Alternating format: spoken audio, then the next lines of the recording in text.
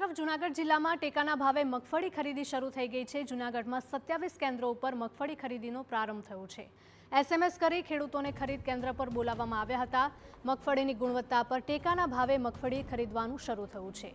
મણ દીઠ 1452ના ટેકાના ભાવે મગફળીની ખરીદી કરવામાં આવી રહી છે। સરકાર દ્વારા સારા ભાવ મળતા ખેડૂતોમાં ખુશીનો માહોલ છે। આજથી 9 તારીખથી જ્યારે સરકારે ટેકાના ભાવે મગફળીની ખરીદીના શ્રી ગણેશ કરી દેવામાં આવ્યો છે। જૂનાગઢ જિલ્લાની વાત કરવામાં આવે તો 27 જેટલા સેન્ટરો પર આજે સવારથી જ જે મગફળી સેન્ટરો પર મગફળીની ખરીદી શરૂ કરવામાં આવી છે।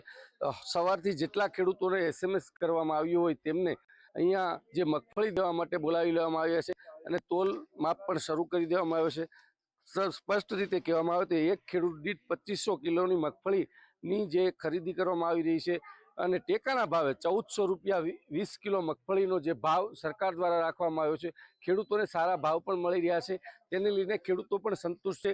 જો ખુલ્લી બજારમાં ખેડૂતોને 1000થી વધુ ભાવ મળે તો ઓછા ભાવ મળે, એક ખાંડીએ 6 થી 7 હજારની ઘાટી પડે, ત્યારે આ ટેકાના ભાવે મગફળીની ખરીદી આજથી સરકાર દ્વારા શરૂ કરી દેવામાં આવી છે। વિજયસિંહ પરમાર, TV9 ડુંગરપુર। સરકાર દ્વારા ટેકાના ભાવે પ્રતિ ખેડૂત 125 મણ મગફળીની ખરીદી કરાઈ રહી છે। ખુલ્લા બજારમાં જો ખેડૂતો મગફળી વેચે તો તેમને 6000ની નુકસાની સહન કરવી પડી શકે તેમ છે અને એટલે જ તેઓ ટેકાના ભાવે ખરીદીથી ખુશ છે। અમારી મગફળી 1452માં ગઈ છે એટલે અને જો બજાર ભાવ વેચવા જાય તો 20 મણનો ભાવ અમને 21 થી 22 હજાર જ આવે એમ છે, જેથી જો બજારમાં અમે વેપારીને વેચવા જઈએ તો 6 થી 7 હજારનું નુકસાન અમને જાય એમ છે।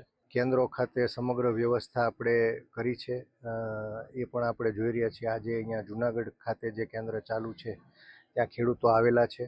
મગફળીની ખરીદી, એનું સેમ્પલિંગ, એના વજન એ બધું આપણે જોઈએ છીએ, એટલે સુચારુ રૂપે વ્યવસ્થા બધી ગોઠવાઈ છે।